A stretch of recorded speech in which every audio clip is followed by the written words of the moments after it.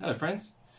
Seeing as we're all currently in lockdown, I thought, might be a good time to do another video. I haven't done one for ages, mainly because I've been working away and I just haven't had the chance to actually do one.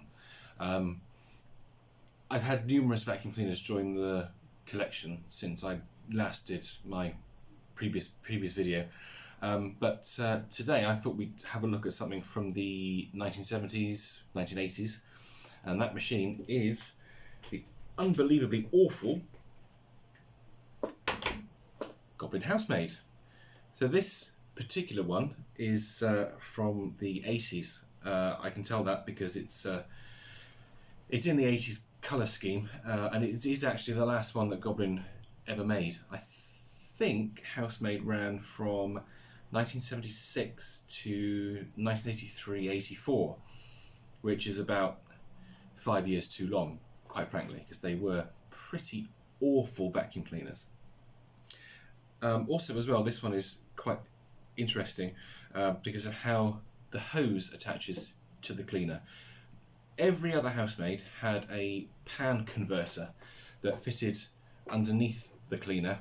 As you can see here on this one, it still has the notch in the chassis for where the pan converter would attach to the cleaner, and it has a small notch here as well on the front, so this would lock the pan converter in place, and then you'd have the hose out front. Obviously the brush rod would still spin around, but the pan converter would stop the brush rod from hitting the carpet. But this one, because it's a very late one, and actually there's a little sticker here which says 443, so I would probably estimate that this is the 44th week of 1983, which would make it one of the very, very last ones.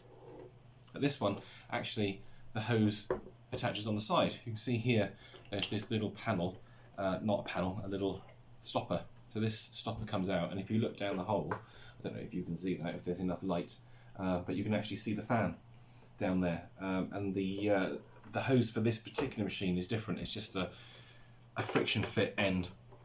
So I will show you that in action. It's a bit tricky to get back in, actually. Let me see if I can do it. Oh, there we go.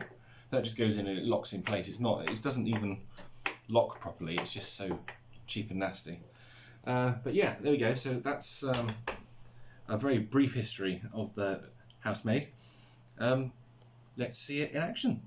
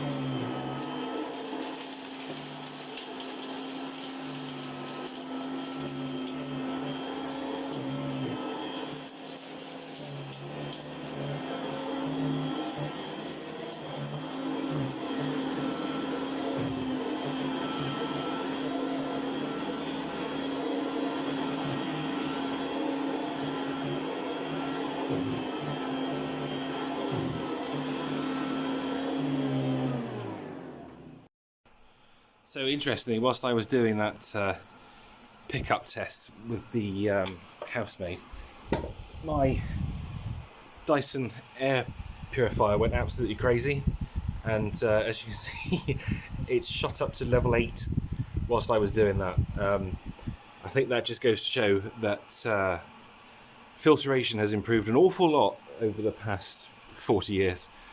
Yeah, it's gone up to level 8 and it's still going, so we'll see how long that stays on for.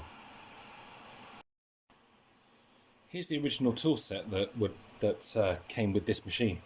As you can see, it's quite simple and basic.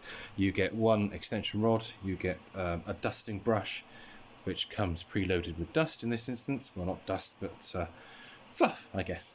And an all-purpose tool, very reminiscent of Hoover's design of AP tool, with the stiff bristles here at the back. Obviously just a friction fit, no pit fitting as Hoover used. A crevice tool, and this hose, and you can see here, this is the fitting that goes into the machine. I mean, it's incredibly crude, just crude and cheap, typical Goblin. There's no swivel here at this end, it's fixed, it's just a nasty bit of plastic. And then you have, which is amazing, you have a suction control valve on the bent end. Why would you waste time with that? There's no suction on this cleaner anyway, but they chose to put a valve on it. Okay, fine. And then there's a swivel here at this point. So if I just bring the vacuum over, here we go, just line that up with the camera so you can see it. So the hose attaches here in the side. So as I showed you earlier, you just take off this cover. There's the cover in closer detail. You see it's just got a little tiny little nipple, I suppose, that's just there, and that sort of locks it in place. There's no seal on this, but there is a sort of felt seal here on the side of where it fits in. Now, obviously, because the brush roll is still spinning, you need to put the height up. So we'll put the height up here, so that takes the brush roll off the floor. And then all you do is you stick this hose in like that, and you just push it in, and there we go. So now you are basically connected straight to the fan. And what this does is, because there's a huge piece of plastic in this, actually, it runs from the fan. The fan's here. I just swivel it round. You see, look, it's leaking because it's just so crap. It's just such a bad cleaner. All the dust comes out of these seals. The fan is here. The motor is attached to the handle, which is why when you use these cleaners, you tend to get like a funny hand, because all the vibration runs up the handle to the handle grip, and you feel it all. The fan's here, everything's attached to the handle. You feel all the vibrations up through the handle. It is such a terrible idea. But yeah, there's a piece of plastic here that runs along and then down and then across the front like so, which is where the brush roll is. So there's a channel here where the air runs up from the base up into this piece of plastic here and then into the fan. So that's where the airflow runs normally. But when you push the hose in, it seals off that piece, that duct, and then you basically get straight through suction. But these fans are tiny. They're about that kind of size. They're really small, and they've only got 5 veins on them. So you imagine that it's spinning around, but it's hardly making any airflow at all. So what I'll do now is I'll put down some more muck on the floor, and then we'll try and pick it up with the hose. So this could be interesting. Okay, so we've got some stuff down on the floor. I'm going to try and use the all-purpose tool. It's incredibly hard to use it like this because the hose just fights you. It's so rigid. There's no give in it whatsoever. So let's turn the machine on and see how we go with this.